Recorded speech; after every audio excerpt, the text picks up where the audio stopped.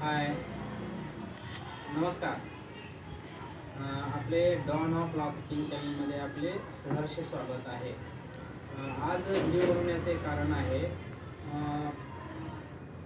माझे आज 1K subscriber पूर्ण झालेले आहेत, म्हणून मी आज एक छोटासा व्हिडिओ बनवावा म्हणून हा व्हिडिओ करत आहे. चॅनलचं नाव आहे डॉन ऑफ मार्केटिंग या नावाचं एक चॅनल आहे.